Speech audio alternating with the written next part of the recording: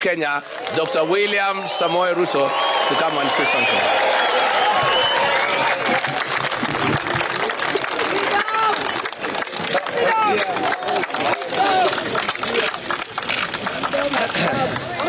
Asanteni sana. Tafadhali tuketi chini.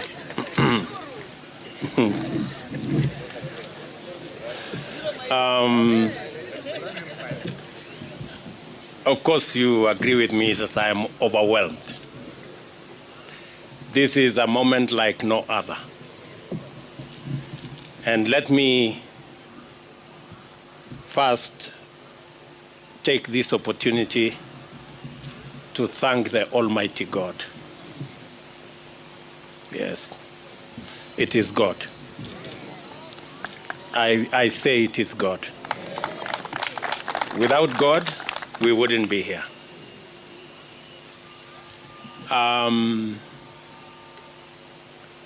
I have gone through many difficult situations, but because of God, we are here today to celebrate that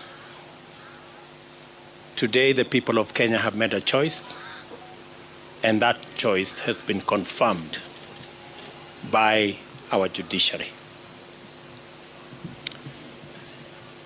Let me first and foremost say we are truly grateful as a team, as the Kenya Kwanza team. We are grateful to God because we have come a long journey. We have worked hard. But as the Bible teaches us in Proverbs 20 verses 7, that some trust in chariots and others trust in horses, but we trust in God. It's not the waking up early. It is not the working long hours. It is the favor and the grace of God that has gotten us here. And we are acutely aware of that. Let me also, in a very special way, thank many people who have prayed for us from across the religious divide. Many people have prayed for us. In fact, I said on the day I was given the certificate, I said, we were prayed into victory.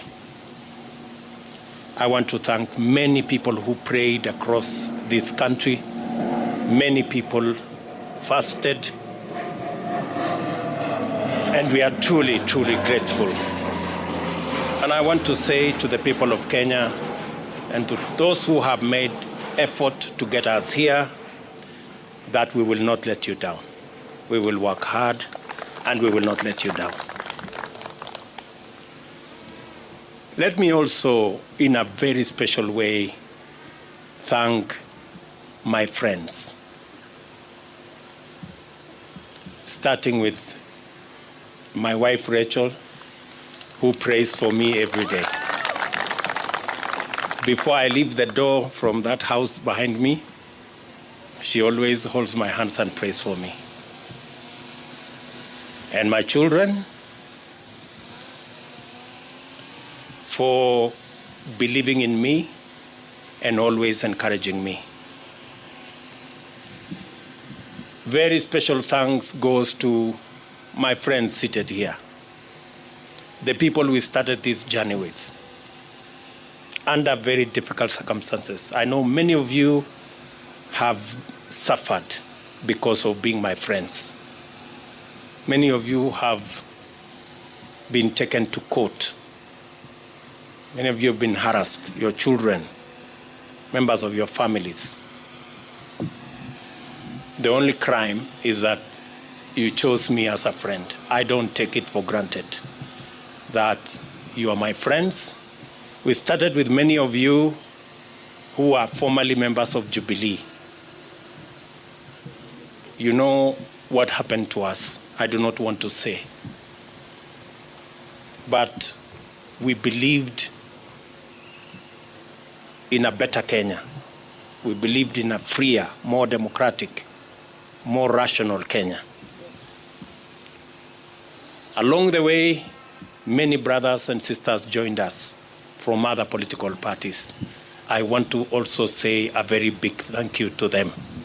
They gave momentum to our journey. And I want to say asante sana.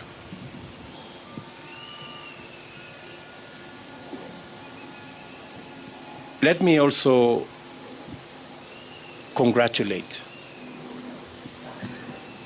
and recognize and appreciate the people of Kenya who believed in us. They went out of their way. Under very difficult circumstances, they believed in us. They listened to us. You know, the legendary Mamamboga and Boda Boda guys, they are the heroes of our campaign. They defined this election. They were the embodiment of our quest for a better economy for our Kenya, for our country. The millions of Kenyans who believed in us. Today,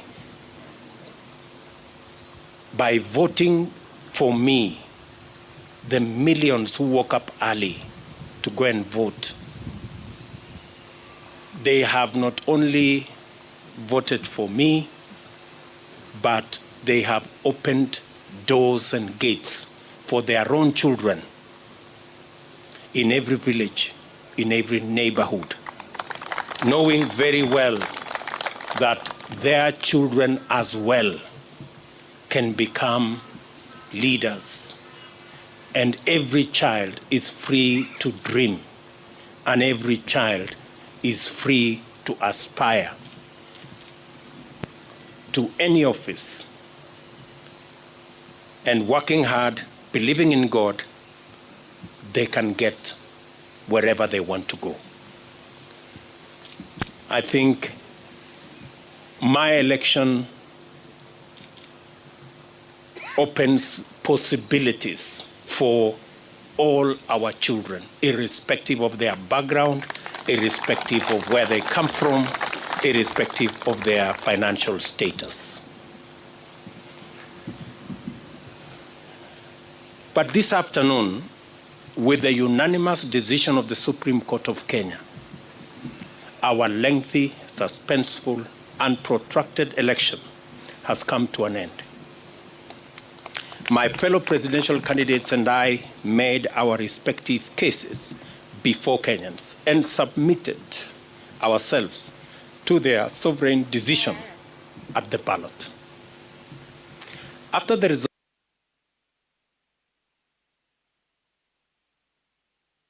for scrutiny to make sure beyond all doubt that the will of the people had prevailed, the court returned its verdict, and I welcome it with tremendous humility. I salute the judges of the Supreme Court who have performed their duty with utmost fidelity to the Constitution. They listened to all parties, considered all issues, applied the law, and demonstrated their learning, impartiality, and patriotism. Their professionalism has elevated the stature of the judiciary, enhanced the place of petition process in legitimating election results as the true reflection of the people's decision, and afforded the nation an opportunity to reflect. It also afforded come to terms with the implications of the last general election.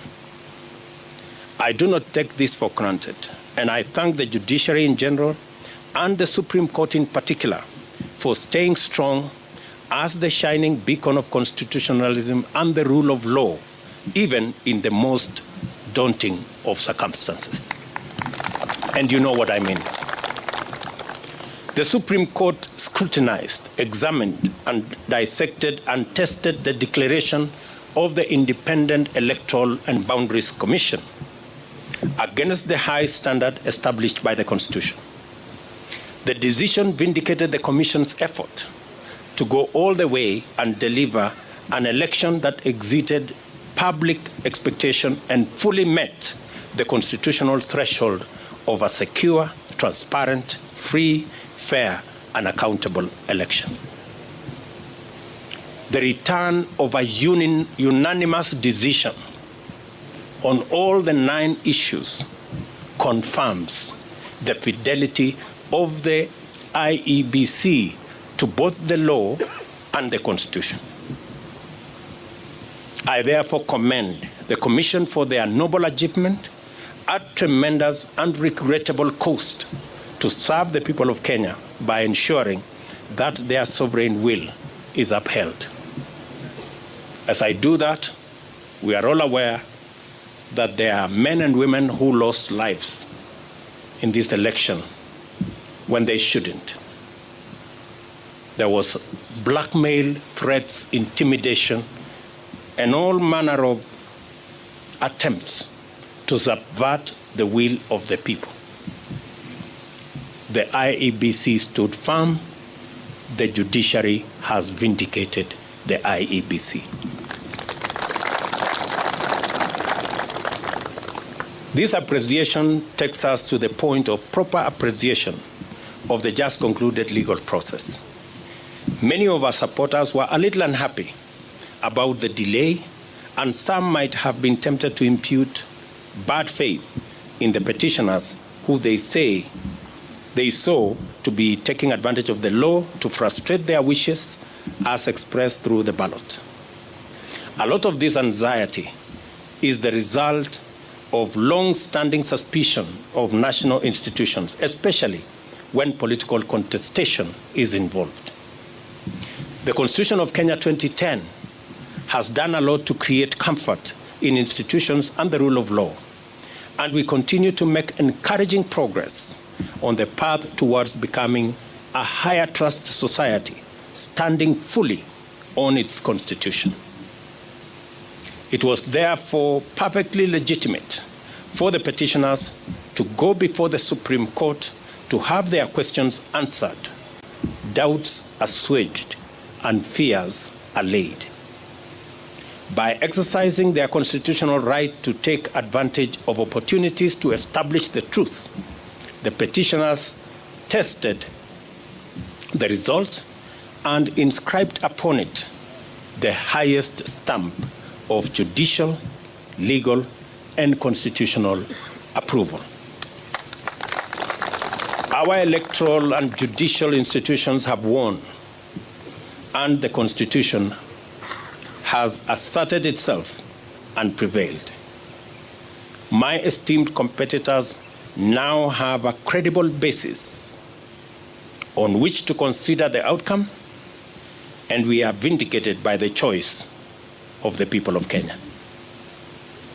The court's decision completes the loop of institutional stewards of the rule of law, entrench our Constitution, and express the sovereign will of the people who have articulated themselves quite eloquently, directly, and through their constitutional institutions. I congratulate all patriotic Kenyans who presented themselves as presidential candidates. It is not an easy decision, and a national campaign is not a walk in the park at best. I want all of you to know that your effort is acknowledged and deeply appreciated. Wahiga Mwaure and Ruth Musheru, George Wajakoya and Justina Wamai, the Honorable Raila Odinga and the Honorable Martha Karua. May the spirit of love for country and selfless service lie long in your hearts, and may Almighty God always remember you. Competitive electoral politics can make and has made our politics an arena utterly devoid of grace. This fills the life of political candidates with loneliness, worry, and exaggerated sense that the stakes are do or die, and elections therefore matters of life and death. It poisons political competition, exterminating the sporting spirit which unites winners and losers by enabling them to access the grace to define their relationship in terms of what they share and not what divides them. Democracy is expected to unite a people, strengthen their society, and improve their institutions, and must not become an acrimonious, fearful, and desperate enterprise. We offered alternative visions and missions and submitted to the sovereign decision of the citizens of Kenya. We are only competitors, not enemies. We vied to unite and strengthen Kenya, not to divide and weaken it. I therefore consider all of my competitors to be my worthy compatriots. Kenyans are united in the quest for a better society that is kinder to its children, gentler on the vulnerable, respectful of their rights, and committed to serving them. Those who voted for me, as well as those who voted for my competitors, want the same thing for themselves and for their children. I honor this aspiration, and I am committed to do and to rise up early, work hard all day, every day, so that we can realize it together. My deputy and I and the Kenya Kwanza team pledge to make Kenya a country of everybody and everyone. My administration shall do justice to all, regardless of their social status, religion, ethnicity, gender, whether they voted at all or whom they voted for. I therefore extend a hand of brotherhood to all my competitors and to all their supporters. We are not enemies, we are Kenyans. Let us unite to make Kenya a nation where everyone shall be proud to call home. My administration will recognize in full the now established tradition of honoring our leaders who have served this nation and shall not in any manner interfere with their privileges and their entitlements in retirement. They are revered elders of our nation who deserve respect at all times. It is now time for us to prepare for the day when we wake up to the momentous duty to serve Kenyans. Let us all reflect on our contribution and look forward to build this country and nation together to achieve the glory of Kenya, express its heritage and splendor, and fill every Kenyan heart with thanksgiving. As I said earlier, the hero of our campaign is the legendary Mama Mboga and Boda Boda. The hero of the election is one Wafula Chebukati and the Independent Electoral and Boundaries Commission. And the hero of our democracy and the rule of law and constitutionalism is our judiciary. We celebrate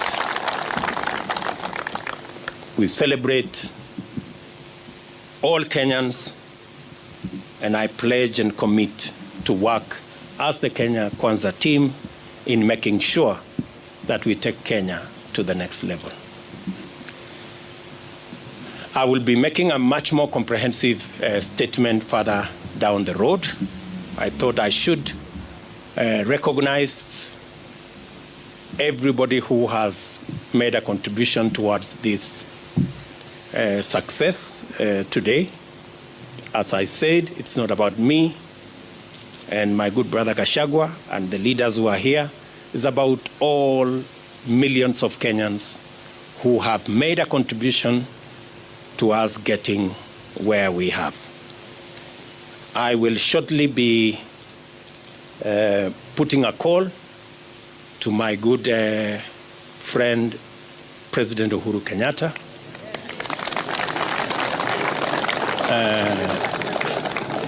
We have not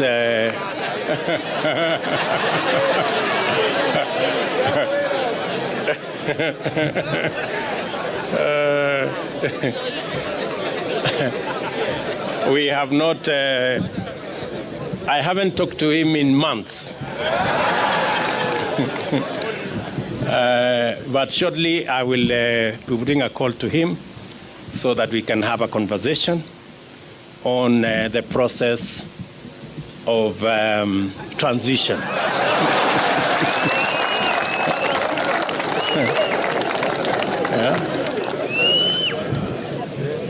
Yeah.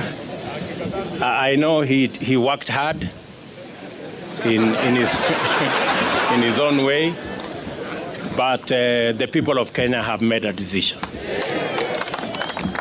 And we have absolutely no issue with the democratic choices of any Kenyan.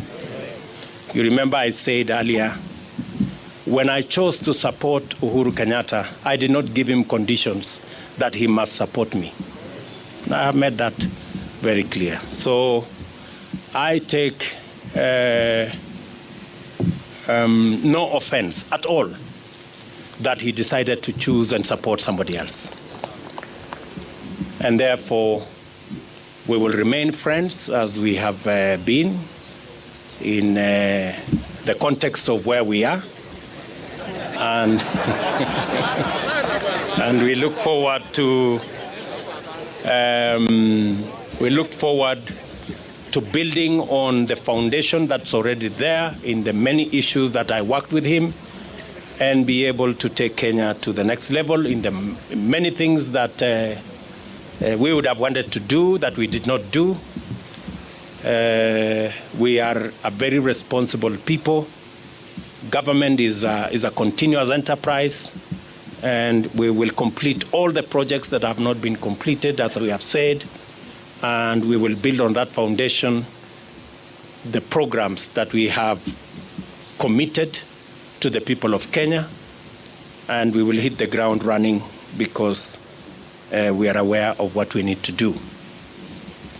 I will also be putting a call to my worthy competitors, beginning with Raila Odinga, my worthy competitor,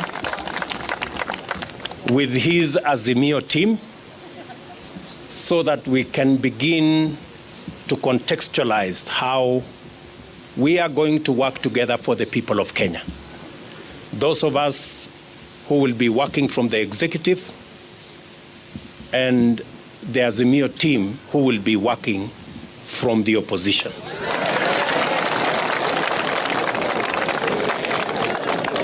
And as I committed to the people of Kenya, I believe in the rule of law. I do not believe in the handshake stories.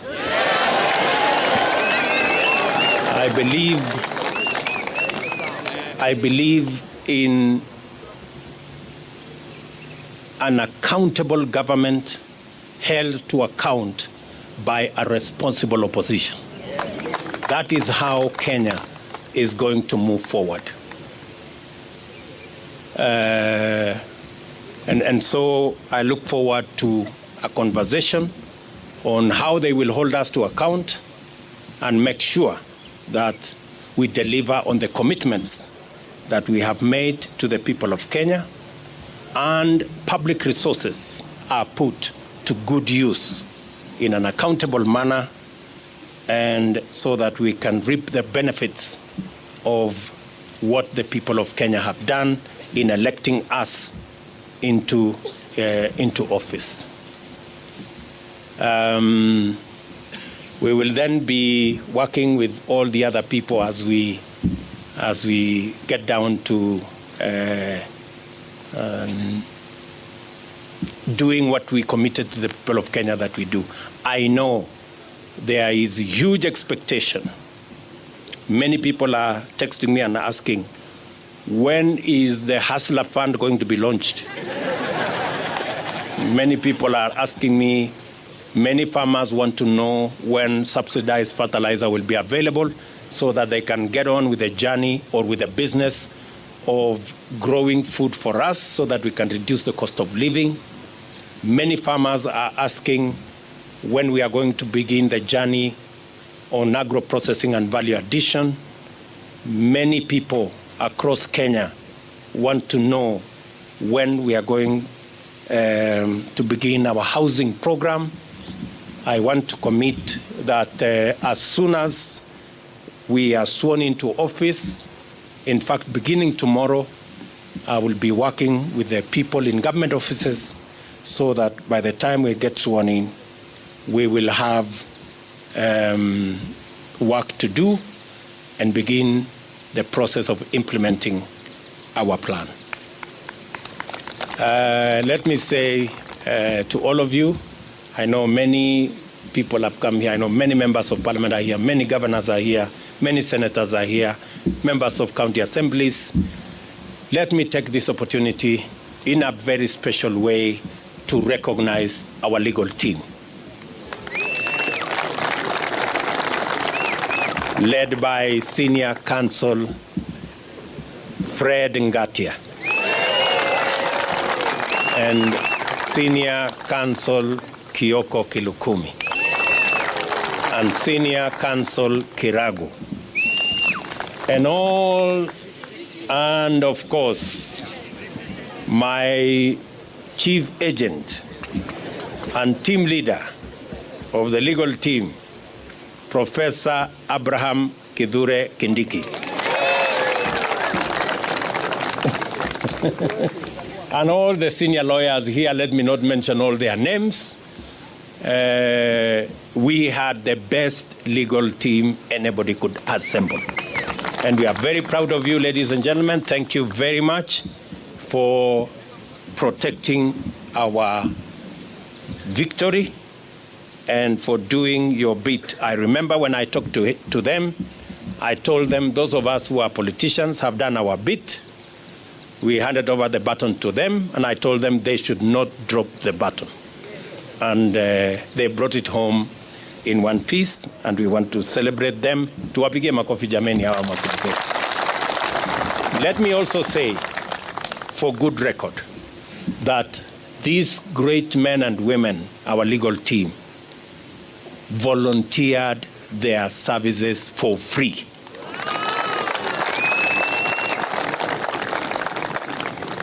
It is amazing that they said this is a patriotic duty they are doing for their country. And they were going to donate their time, their intellect, their professionalism to make sure that they do that is what is right for Kenya. Ladies and gentlemen, I sincerely appreciate on behalf of the Kenya Cancer team your sacrifice, your contribution, and your commitment to this journey. Asanteni sana. Of course, there are many volunteers.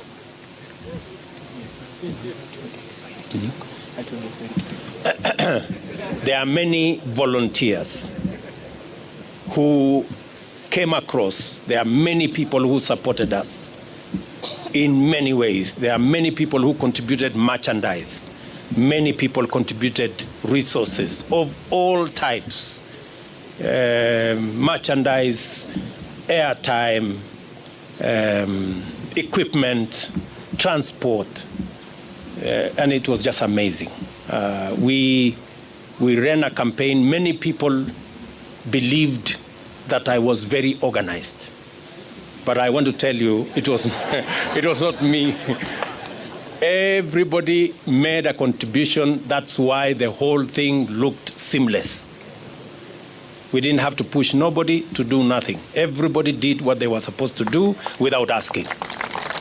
So I want to say thank you very much to our team. I want to announce that This marks the end of the politics of deceit and the politics of betrayal and the politics of conmanship. It is the end. We want the politics of the Kenya of the future. Every leader must be held to account on what they say, and they must match what they say with what they do. I promise you, ladies and gentlemen, that with the opportunity God has given us, we want to have a country based on the rule of law. As my deputy has said, the criminal justice system will be reserved for fighting criminals and criminality and making sure that public resources are protected and criminals are brought to book. The criminal justice system will never be used again for political reasons.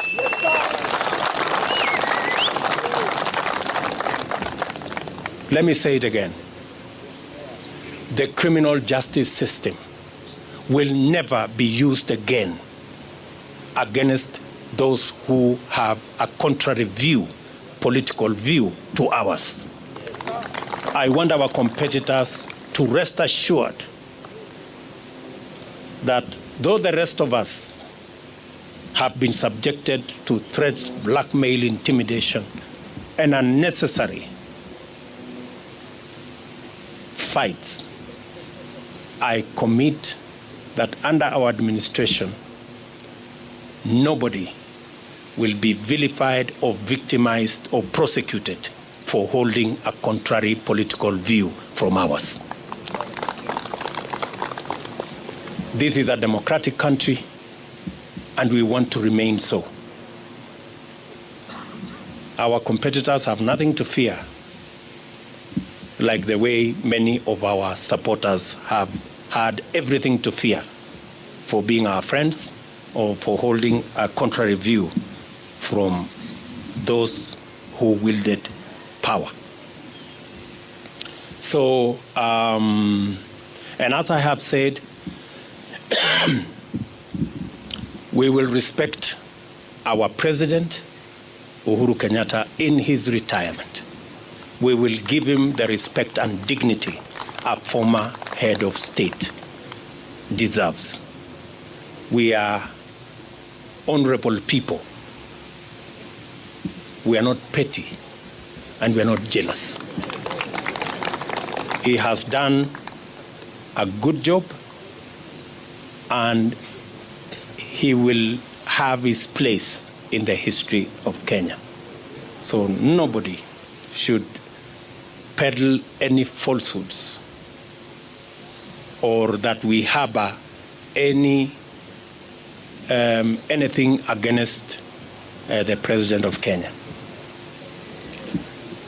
When our good friend Raila Odinga retires also, we will give him the respect he deserves as a Kenyan leader who has made a huge contribution to the democracy of our nation, and every other leader that deserves respect. So to all our friends out there, we want to grow a nation. We want to build a society that is based on the rule of law and respect for our elders. So let me leave it there for now. The rest of the things we are going to say, I will take maybe one or two questions so that we can conclude this press conference. Na nitasema kwa Kiswahili, nitajibu maswali kwa Kiswahili. Si tumekubaliana? Kama mnataka niseme Kiswahili kidogo, nimesema ya kwamba kwa niaba ya team ya Kenya Kwanza tunamshukuru Mungu kwa sababu ya kutupatia ushindi. Ushindi si ya William Ruto na Gachagua, ni ushindi wa mamilioni ya Wakenya walioamka asubuhi na mapema kupiga kura ili hata na watoto wao waweze kupata nafasi ya kuwa na ndoto ya kuwa viongozi katika taifa letu la Kenya. Nimesema vile vile ya kwamba tunawashukuru wale wote, hasa IEBC ambayo ilisimamia uchaguzi katika taifa letu la Kenya. Mbali na changamoto za makomishona ambao waligawanyika pale mwisho, IEBC ilifanya uchaguzi ambao ulikuwa wa huru na haki, na kila Mkenya ametosheka. Ma-MCA wamechaguliwa, wabunge wamechaguliwa, maseneta wamechaguliwa, magavana wamechaguliwa, na leo mahakama ya upeo imeidhinisha uchaguzi wa rais pamoja na naibu wa rais, kumaanisha kwamba IEBC ilifanya kazi ya muhimu. Na nimesema shujaa wa uchaguzi huu ni Wafula Chebukati na makamishna waliohakikisha ya kwamba uchaguzi huu haujapatilishwa na watu ambao walikuwa na njama ya kuharibu uchaguzi wetu. Nimesema vile vile tutapata nafasi kama viongozi kuongea na rais wetu ambaye anaenda kustaafu, ili tuweze kupanga mambo ya kukamilisha succession kwa njia na taratibu ambayo iko na heshima.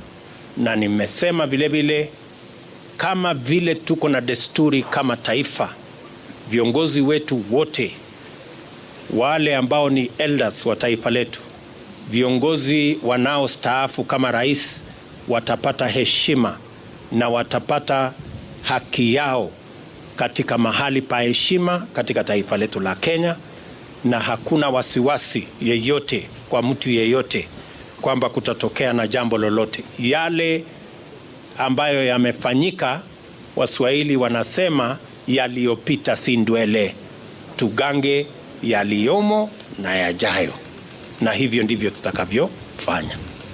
Tumekubali vile vile ya kwamba kamwe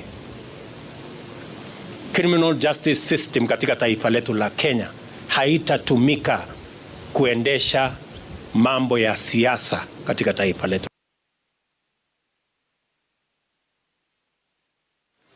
Wakuwe na msimamo tofauti ya kisiasa, bila ya kujali ya kwamba watashurutishwa, watalazimishwa, watafunguliwa mashtaka yasiyo na maana. Hiyo haitafanyika katika taifa letu pale tukiwa viongozi katika taifa letu la Kenya. Wananchi wengi wamehangaishwa, wamesumbuliwa,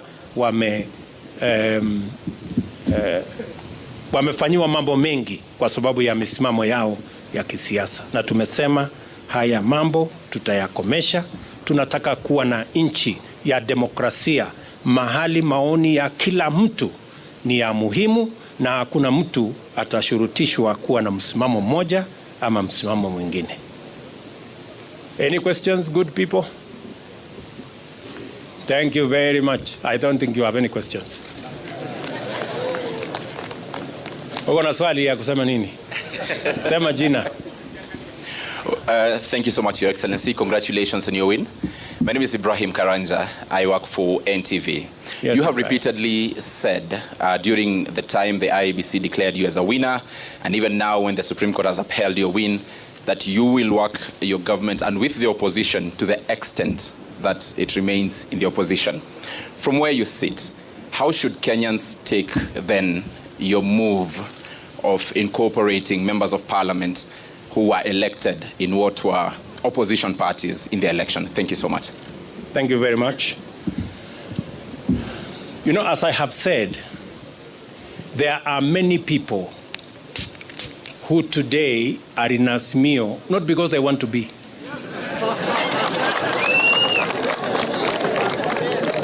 We have many people who are forced, blackmailed, threatened into belonging to Azimio.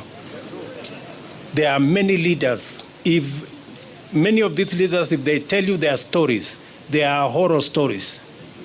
Many of them were told, if you don't join Azimio, this court case, KRA, will be brought on you, and many other threats. And that's why I said the other day, our good brothers competitors on the other side, they have to really think of how to take their coalition into the future now that they don't have the instruments of blackmail, threats, and intimidation. Because they have built their coalition using force and blackmail. And you know, this is a country, a democratic country, and you cannot force anybody to make political choices they don't want. Imagine even a law was passed that makes people prisoners of a certain coalition. That once you sign a piece of paper here, and they make sure you sign that piece of paper at night when the lights are switched off. And then you are told, once you sign, you cannot leave. You know, that is not a country that we all wanted to belong to. So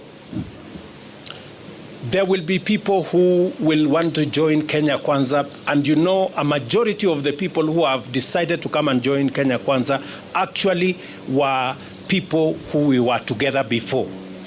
They were just boxed into a corner, threatened, blackmailed, and told they must belong to a different formation. So, because we are a country of free choices, I want you to know that we will have an opposition in Kenya. There will be no handshake like the one we witnessed before that creates a mongrel of a government where nobody knows where the line is. That one will not happen.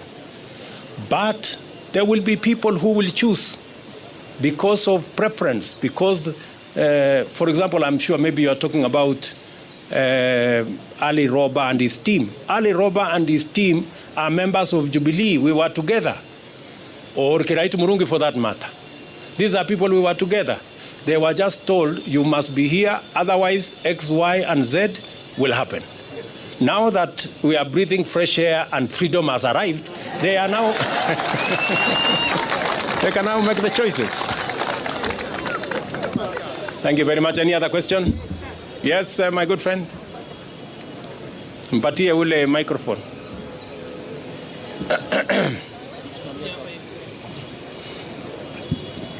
Congratulations, Sir President William Ruto. Asante. My name is Kevin Mihona from Mwangaza TV. Yes. Your Excellency President, there are young men like us who had some different thoughts about the verdict of this ruling with the court. What would be your encouragement to them? They are burning. I've been from the streets of Nairobi, and some of them are burning. Kindly tell them a word of hope. Thank you. As I have said, two things. We are a democracy. And in a democracy, the majority have their way, the minority have their say. Number two, I have said here, the administration we are going to run is the administration that is going to serve all Kenyans, irrespective of whether they voted at all or whoever they voted for. We are going to serve the people who voted for us and those who did not vote for us, because we are going to run the government of Kenya. And the government of Kenya is going to be the government of Kenya for all Kenyans. So they have absolutely nothing to worry. Nothing to worry. We are going to serve all Kenyans equally. Yes?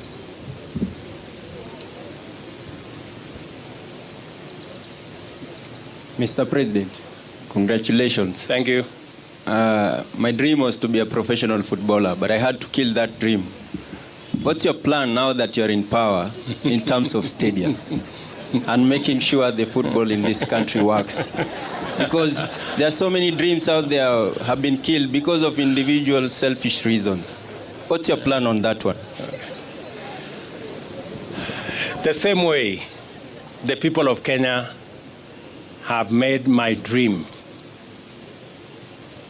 a citizen from nowhere come true. As I have told you, I will work hard. You have read our manifesto on matters to do with sports. and we will work hard to deliver on our commitment so that people like yourself and many more who have dreams and their dreams stagnated or died because there was no opportunity, that we create that opportunity so that people like yourself or even other people who have aspirations like yours can also attain or make their dreams come true. That's how. That's how. Yes, one last question. Yes, give. Yeah, my name is Ken Jenga Wamboi from Minoro TV. Yes. We understand that from the Constitution, Chapter 9, Article 141, the President shall be sworn in the first Tuesday after 7 days. What is this one thing that you will promise Kenyans that you will deliver within the first 100 days once you assume office? There are many things, Njenga Wamboi. And how is Inoro, by the way?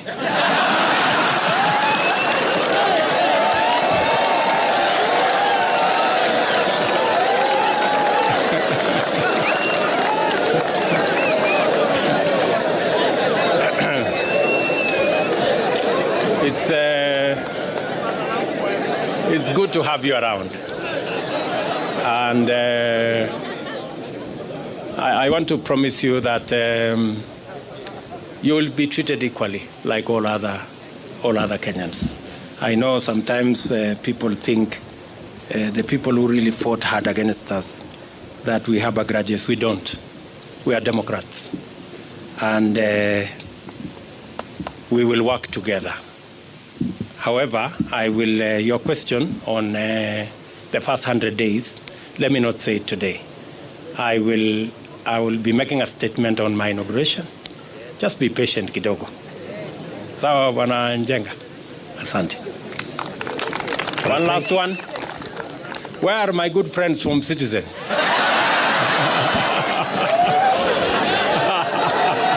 Citizen.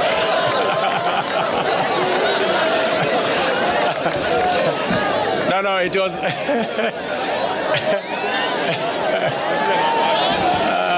Citizen. Where are they? Hawako? No, it's okay.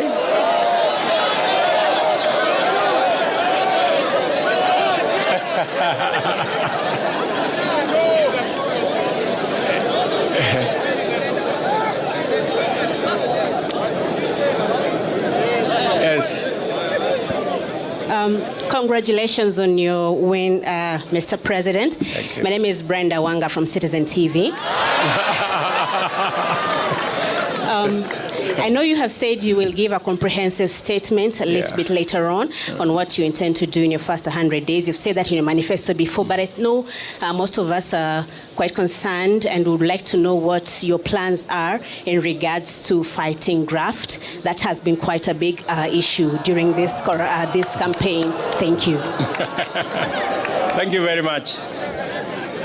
Thank you very much. I think it's a fair question. And how is my good friend Leto, by the way?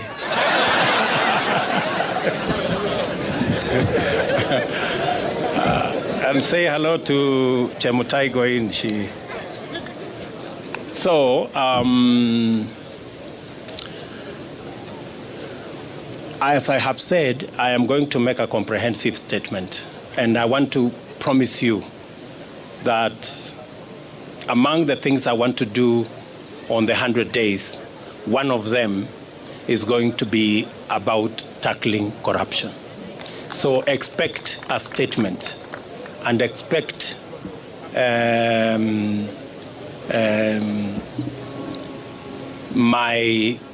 are two things that I said in the manifesto.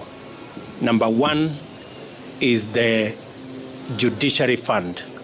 And number two is to have an accounting officer for the police and the entire criminal justice system so that they will never depend again on resources from the office of the president. They will have their own independent budget and an accounting officer so that they can go after anybody that is involved in graft or in wastage or in theft without getting permission from the office of the president. We will treat those institutions as the Constitution expects us, as independent institutions. But I'm going to make a statement about on that, or as among the things that will be in my 100 days to do list. Sawa, very good. Otherwise, I think we can leave it there for today. Mimi nataka ni waambia asante sana for coming. All the good friends from the media, thank you very much. We're going to be sharing information with you as often as we can. And I am just requesting that let's put the campaign behind us and let us look into the future together. We may all have supported different candidates, but the people of Kenya have made a choice. Sindio? Sasa tujipange tu kwenda mbele pamoja.